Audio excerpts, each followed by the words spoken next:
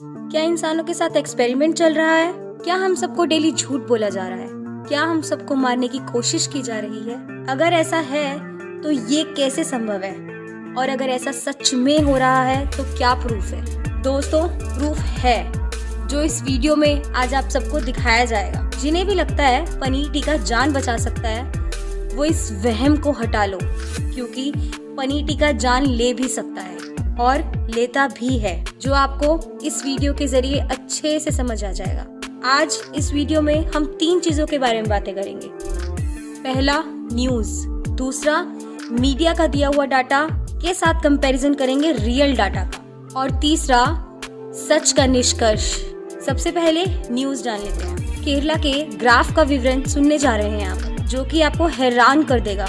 यहाँ पर लास्ट 3 दिनों में जितनी भी मौतें रजिस्टर्ड हुई हैं, जो कि इस नई बीमारी से रजिस्टर्ड हुई हैं, उन मौतों में से 57% लोग ऐसे हैं जिन्होंने पनीर टीका खा लिया था। जी हाँ, बिल्कुल सही सुना आपने, 57% लोग ऐसे थे जिन्होंने पनीर टीका खा लिया था। पनीर टीका रिव्यूज रिपोर्ट जो कि पब्लिश करी जाती है केरला के स्टेट हेल्थ डिपार्टमेंट के द्वारा, उसके अनुसार मंडे को 6996 यानी कि 6996 लोग इस बीमारी के लिए पॉजिटिव आए थे। उनमें से 3841 यानी कि 3841 लोगों ने पनीर टीका खाया था और 2090 यानी कि 2090 ने दोनों डोज कंप्लीट कर ली थी।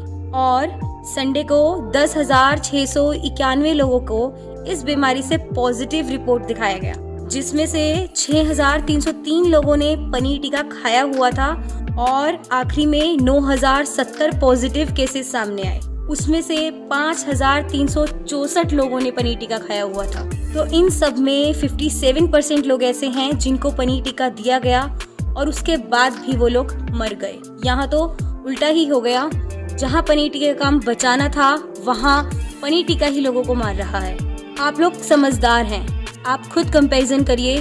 जो लोग पनीर टीका खा रहे हैं और जो लोग पनीर टीका नहीं खा रहे, उनमें से मरने की संभावना किसकी ज्यादा है इस बीमारी से? एक बार खुद सोचो। सरकार सबको जबरदस्ती ये पनीर टीका क्यों खिलवा रही है? तो फिर भी क्यों हमें फोर्स किया जा रहा है गलत जानकारी देकर? अब हम करते हैं एनालाइज और कंपैरिजन डाटा के साथ। सबसे पहले हम एग्जाम्पल के तौर पे लेते हैं केरला के लास्ट वीक का डेथ डाटा, और दूसरा डाटा लेते हैं डॉक्टर बिस्वरूप राय जी के हेल्थ सेंटर का डाटा। केरला में इस वीक टोटल 56,000 केसेस सामने आए। उसमें से 3297 यानी कि 3,297 लोगों की डेथ डिप्रेशन से हुई।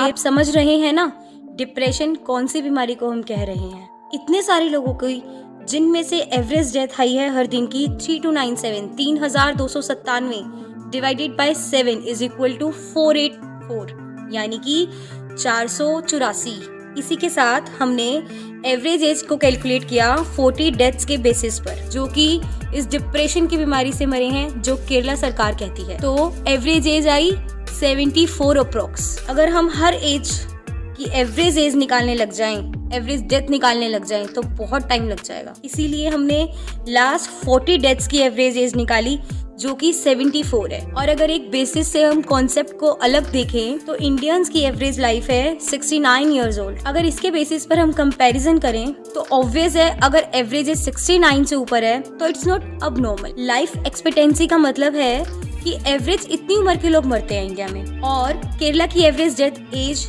जो कि कैलकुलेट की जाए तो 74। तो इस वीक 56,000 केसेस में 3,297 लोग मरे, अप्रोक्स 71 से 74 एजेस के, जो कि इंडिया लाइफ एक्सपेक्टेंसी से भी बहुत ज्यादा है। यानी कि 5.89% लोगों की डेथ हुई लास्ट। अब हम इस डाटा को कंपेयर करते हैं डॉक्टर बिस्वरूप जी के हेल्थ सेंटर के डाटा से। उनके फर्स्ट 56,000 पेशेंट का डाटा जो उनके पास इलाज करवाने आए थे, और देखेंगे क्या क्या इक्विपमेंट यूज किए गए उनको बचाने के लिए as comparison to Kerala data. तो इक्विपमेंट यूज किया गया कोई भी नहीं। पनीर टीके का यूज किया गया बिल्कुल भी नहीं। कोई भी किट या हवा का सिलेंडर बिल्कुल भी नहीं। अच्छा, तो फिर मौतें तो बहुत सारी हुई होंगी। कितनी सारी हुई? एक भी नहीं। 56,000 लोगों में से 0 डेथ्स बिना किसी इक्विपमेंट के।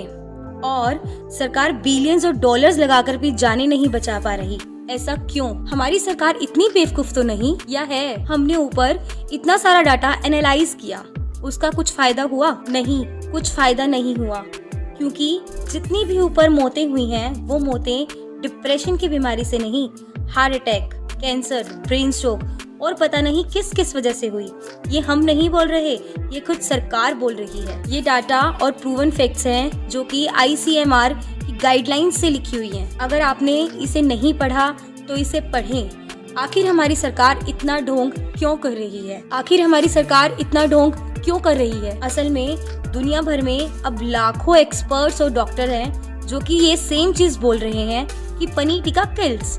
Depression is not having any effects of death rates. जैसे कि हमने ऊपर एग्जाम्पल दिया था 74% अप्रोक्स एज का, जो कि डेथ की एवरेज एज का है, एंड इंडिया में एक्सपेक्टेंसी है 69। उसी के साथ अगर ICMR की गाइडलाइंस को जोड़ें, जिन लोगों को मरना था किसी दूसरी बीमारी से, तो अब कह दिया जा रहा है कि इनकी मौत डिप्रेशन से हुई है। अब इंसान अमर तो है नहीं। गाइडलाइंस का यूज करके सबकी मौतों को डिप्रेशन से हुई मौत का नाम दे दिया जाता है और फिर बाद में पनीर टिक्के को इंट्रोड्यूस कराया जाता है और इस पर जोर दिया जाता है कि अगर इस बीमारी से नहीं मरना तो पनीर टिक्के को जल्द से जल्द खाएं। अब आते हैं कंक्लूजन और सोल्यूशन पे। क्या है इसका सोल्यूशन? कैसे इससे बचा जाए? इसका एक ही तरीका है, ज्यादा से ज्यादा लोगों को ये वीडियो शेयर करें, जिससे उन्हें पता लगे कि कितना झूठ हम सबसे डेली बोला जा रहा है और हम सबको कैसे गुमराह किया जा रहा है इंफॉर्मेशन को मैनिपुलेट करके। और दोस्तों, बेस्ट तरीका है, अगर आप सच में इच्छा रखते हैं इन षड्यंत्रों से बाहर निकलने की, तो आप IMPH नेटवर्क ज्वाइन करें। आगे की सारी डिटेल्स आपको वहीं पर मिल जाएंगी। द फाइनल गेम करके व्हाट्सएप टेक्स्ट करें इस नंबर पर जो कि आपके स्क्रीन पर शो हो रहा है। अगर हम सब मिलकर इस देश को और दुनिया को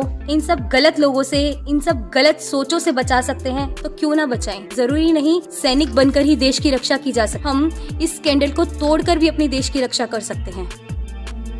तो दोस्तों, ये थे डॉक्टर बिस्वरूप रॉय चौधरी, जिन्होंने आपको एक एक बात एग्जाम्पल के साथ समझाई। हम लोग अपने लाइफस्टाइल के साथ ये डॉक्टर का गेम क्यों खेल रहे हैं? जब इलाज हमारे ही पास है तो फिर जगह जगह जाकर क्यों इसे ढूंढना? ये तो वही बात हो गई, बगल में बच्चा शहर में ढिंडोरा। तो दोस्तों, डॉक्टर बिस्वरूप जी के जरिए और भी बहुत महत्वपूर्ण जानकारी अगर आप जानना चाहते हैं तो इन्हें ध्यान से सुनिए।